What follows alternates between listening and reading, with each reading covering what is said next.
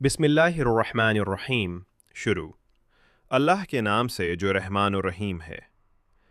حدیث نبوی صحیح مسلم کتاب الایمان سے۔ اسماعیل بن ابراہیم یعنی ابن الیہ نے ابو حیان سے، انہوں نے ابو زرعہ بن عمر بن جریر سے، اور انہوں نے حضرت ابو ہریرہ رضی اللہ عنہ سے روایت کی، کہا رسول اللہ صلی اللہ علیہ وسلم ایک دن لوگوں کے سامنے تشریف فرما تھے۔ ایک آدمی آپ صلی اللہ علیہ وسلم کے پاس آیا اور پوچھا، اے اللہ کے رسول، ایمان کیا ہے؟ آپ نے فرمایا، تم اللہ تعالیٰ، اس کے فرشتوں، اس کی کتاب، قیامت کے روز اس سے ملاقات، اس کے سامنے حاضری اور اس کے رسولوں پر ایمان لاؤ، اور آخری بار زندہ ہو کر اٹھنے پر بھی ایمان لے آؤ۔ اس نے کہا، اے اللہ کے رسول، اسلام کیا ہے؟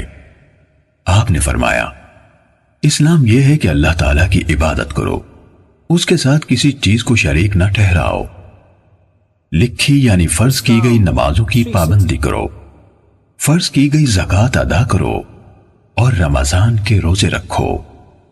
اس نے کہا، اے اللہ کے رسول، احسان کیا ہے؟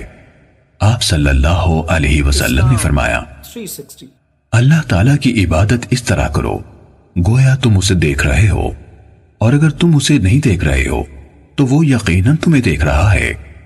اس نے کہا، اے اللہ کے رسول، قیامت کب قائم ہوگی؟ آپ صلی اللہ علیہ وسلم نے فرمایا، جس سے سوال کیا گیا ہے وہ اس کے بارے میں پوچھنے والے سے زیادہ آگاہ نہیں، لیکن میں تمہیں قیامت کی نشانیاں بتائے دیتا ہوں۔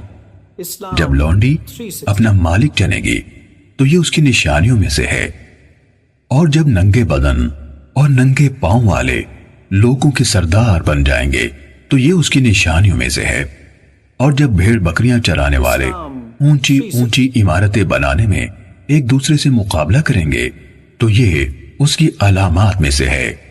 قیامت کے وقت کا علم ان 5 چیزوں میں سے ہے جنہیں اللہ تعالیٰ کے سوا کوئی نہیں جانتا ہے۔